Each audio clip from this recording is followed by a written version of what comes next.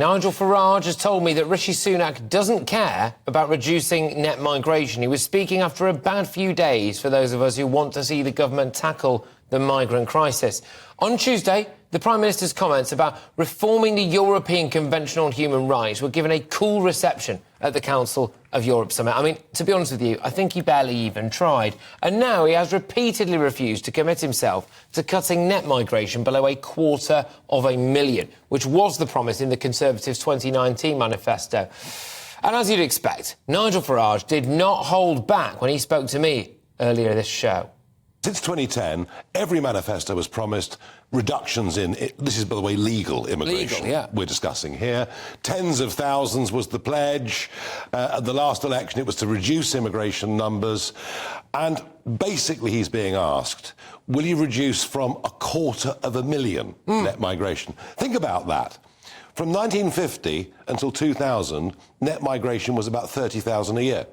It's now 250,000 a year, and he won't reduce on that. The figures next Thursday are likely to be over 750,000. Estimates for next year are over 1 million.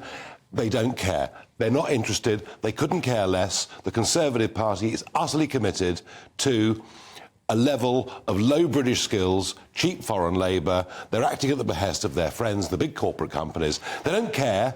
They don't see any political threat to them on the right at the moment. And the most bizarre thing of all is the backbenchers are completely and utterly silent on the issue.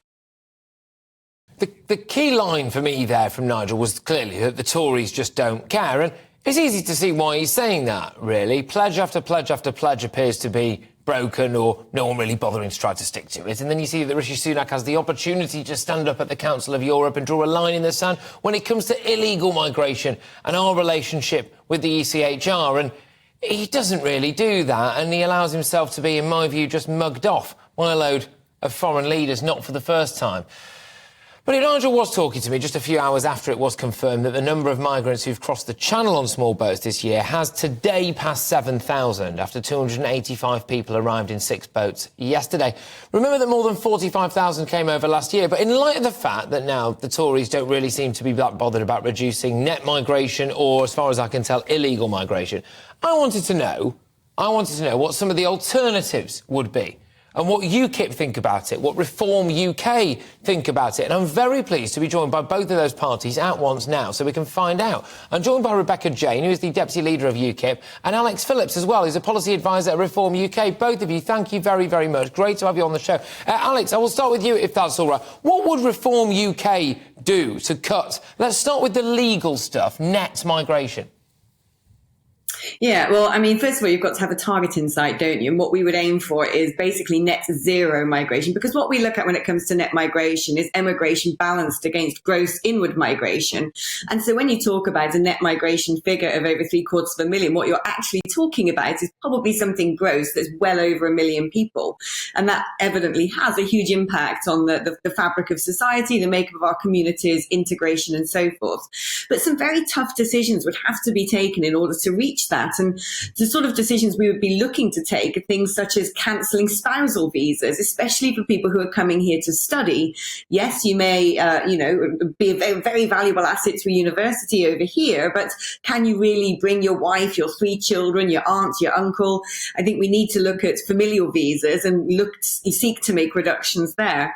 I think it's also quite important to look at things where this government, the current government, are completely failing. So, for example, Boris Johnson changed the legislation on how long a foreign student is able to stay in the UK after graduation in order to find work. That currently stands at 2 years, which I think a lot of people would assume is just far, far too long, because those people essentially end up becoming dependents on the state. They're not contributing to the labour market.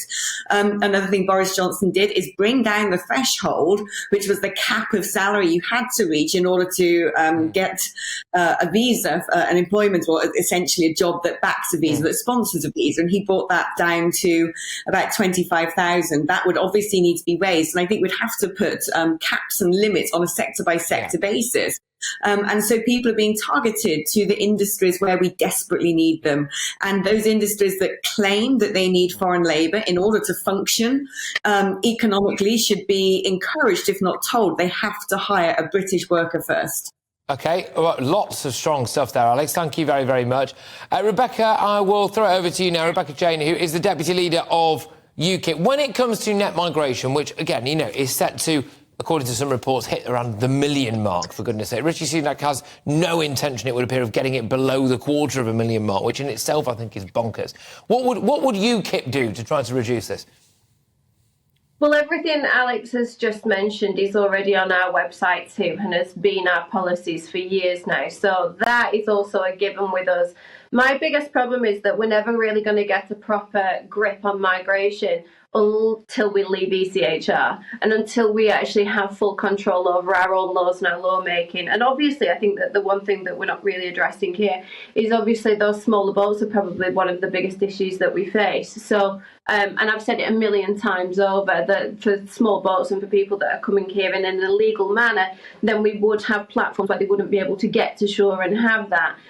We'd also do a lot more border control our own selves. We'd have border guards and things like that. But yeah, what I hear about, spouse policies and visas and working visas and student visas has been our policy for a very long time now. So all of that, but actually we really need to tackle the small boat crisis. Well, I'll stick with you, Rebecca, then on the small boats issue, because that was going to be my next topic anyway. And Rishi Sunak, I think, had a good opportunity to go and speak not really with the Council of Europe and say, look, we're twisting and turning ourselves into knots here, trying to fit ourselves around your existing framework, and it is having a damaging effect on our society. He didn't do that. What would UKIP's approach to the ECHR be? We have to leave it. It's not optional, and that's the thing that these parties are not daring to actually say, to come out and say, do you know what, we're really going to tackle this, and we can't carry on like this, and we are always going to have the small boat problem as long as we are still answerable in some ways to obviously to a European Union. So that we have to leave it, and Rishi will never ever say that because it's not a popular option. Alex, I'll bring you back in now, of course, the policy advisor to Reform UK. I mean, look, for example, how would you have handled it differently? Rishi Sunak over there a couple of days ago in Iceland didn't really appear to say that much and was palmed off, really, by Emmanuel Macron and Ursula von der Leyen in particular.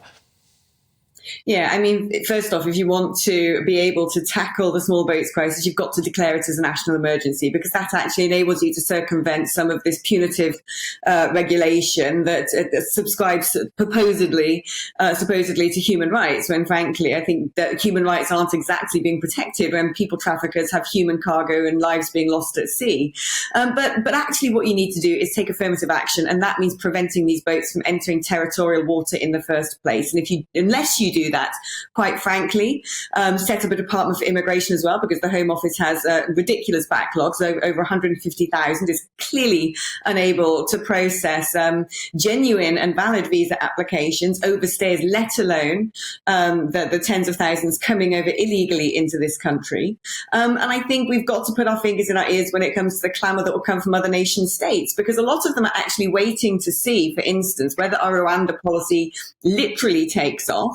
And are now thinking of doing the same. And I think if we began a process of essentially creating a maritime blockade across the channel to make sure that boats can't come through, and those that enter our waters are sent back into French waters, and the French are told, look, this has come from your country, this is your problem, then I don't think we're going to see any sort of cooperation from those on the other side of the channel who would, I think, quite likely want to see these people making that treacherous journey, because it stops it being their responsibility.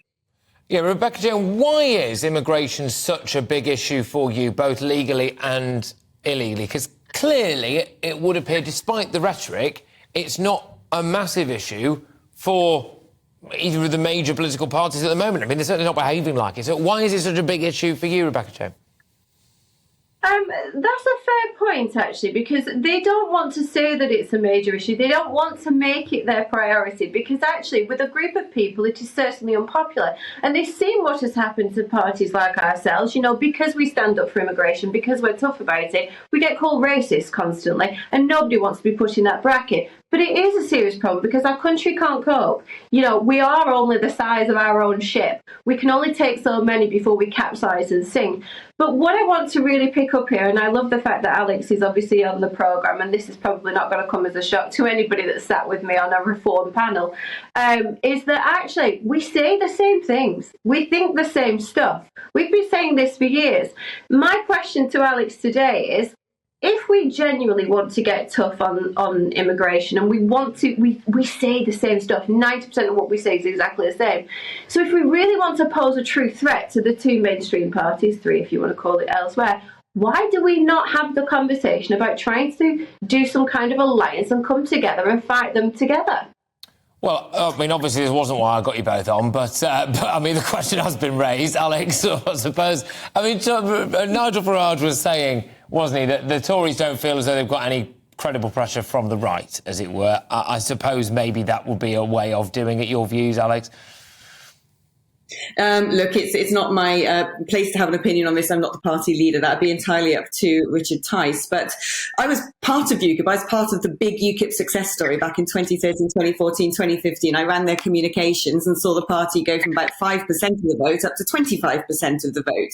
And thereafter, what happened in UKIP was pretty tragic to watch. It started to break into factions and dissolve internally and became a big screaming mess, at which point I chose to leave. I have no idea about the fitness of the party internally at the moment. I certainly don't hold any grudges when it comes to past employers.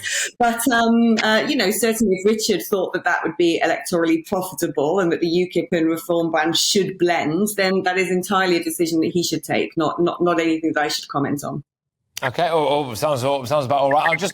I'll let you finish, Alex, if that's all right, just on the actual migration issue, really, which is why is it such a key issue for Reform UK, then? Why? It's a key issue for every single person living in Britain. When you're talking about over 750,000 people net annually coming into this country, that's not sustainable. It's not sustainable culturally or socially, but it's not sustainable economically, because actually this doesn't end up adding to GDP. It ends up detracting from GVA and essentially GDP per capita. It impoverishes Britain. We already have huge backlogs in the NHS. We've already got a housing crisis where we need to build about 600,000 homes a year over the next 20 years to close the gap where we are right now, without bearing in mind the rate of inward migration that's currently being projected. 7 out of 10 people coming across from other countries enter the private rental market. This directly impacts particularly young people and those less well off who aren't homeowners, who now struggle to even put a roof over their head. School places, hospitals. Where's the hospital every year that Boris Johnson pledged to build? What's happened to that policy? I mean, the country is already beginning to burst at the seams and looks like it's sort of, backlog Britain trudging along, just desperately trying to keep its head above the water. If we start enabling more and more people to come and settle here, then I just don't quite know how infrastructure is going to keep up. Look, both of you, thank you very, very much. We could obviously have gone back and forth on this all day. It was great to have you both on the show. Massively appreciate it. And I think, dispelling that myth, if Rishi Sunak genuinely does believe that there is no kind of credible alternative towards the right, as it were, on immigration, then he's very, very wrong about that, clearly. So thank you very much. It's Alex Phillips there, who's a policy advisor at Reform UK, and Rebecca Jane, who's the deputy leader of UKIP. Right, OK, so there we go. That was what both of those parties would do. Largely the same, I suppose you could say there.